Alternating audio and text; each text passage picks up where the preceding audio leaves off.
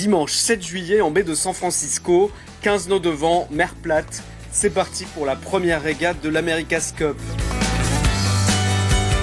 Impeccable sur ses foils, Emirates Team New Zealand avale les 16 milles du parcours à plus de 20 nœuds de moyenne, avec une pointe à près de 43 nœuds. Du jamais vu en 162 ans d'histoire de la Cup. Mais il y a juste un problème, les Néo-Zélandais n'ont pas d'adversaire. Les Italiens de Luna Rossa, vétérans de l'épreuve depuis 15 ans, ont purement et simplement boycotté ce premier round robin. 2 jours plus tôt, leur skipper Max Sirena a expliqué qu'il contestait une récente modification du règlement et ne courrait pas tant qu'un jury international ne lui aurait pas donné raison. Malgré la promesse d'un spectacle sportif sans équivalent sur l'eau, l'America's Cup se joue une fois de plus devant les tribunaux pour la plus grande frustration des sponsors et du public. Mais comment a-t-on pu en arriver là ? Après le succès des America's Cup World Series en 2011 et 2012, courus sur des katas monotypes de 45 pieds, l'obligation de passer aux AC72 a réduit à 4 le nombre de compétiteurs.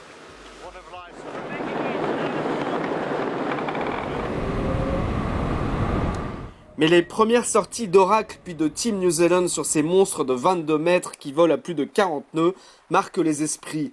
Le spectacle s'annonce grandiose, au point que le 16 octobre 2012, le catamaran américain chavire après une abattue sauvage. Pas de victimes, mais un sérieux retard pour le Defender dont l'aile est complètement détruite.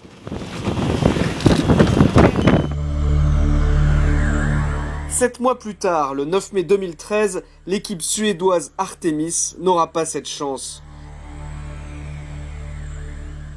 Suite à un chavirage, l'un des équipiers, Andrew Simpson, reste coincé sous le bateau et meurt noyé.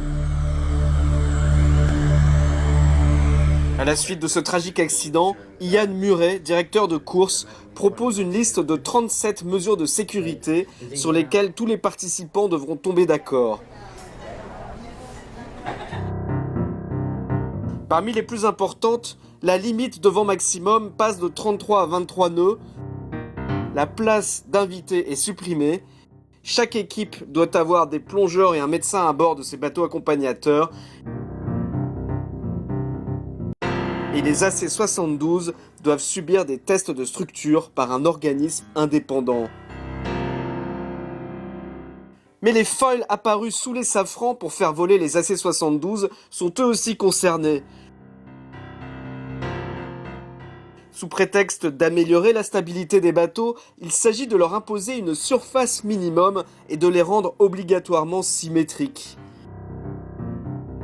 Disposant de foils asymétriques très au point, les challengers néo-zélandais et italiens nient tout rapport entre la forme des foils et la sécurité. Ils refusent cette mesure et accusent Ian Murray de favoriser le Defender américain qui a depuis le départ bien du mal à faire voler son catamaran. Car les premières épreuves commençant début juillet pour les challengers, impossible pour eux de développer ni de tester de nouveaux appendices.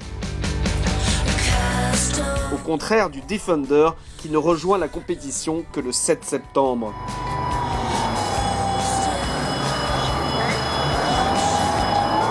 L'équipe néo-zélandaise a malgré tout pris le départ de la première régate, probablement sous la pression de ses sponsors.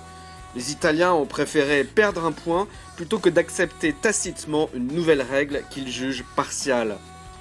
Un jury international indépendant doit trancher prochainement pour mettre fin à ce mini-scandale dit Ruddergate, du mot anglais rudder qui signifie safran.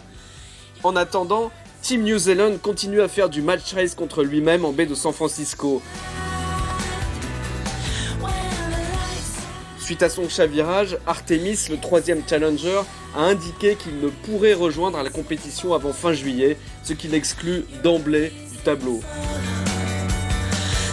À moins qu'ils ne cassent leur bateau, Dean Barker et ses hommes, très entraînés, devraient logiquement éliminer les Italiens pour rencontrer les Américains d'Oracle en septembre. Espérons qu'il y aura cette fois 2 bateaux sur la ligne.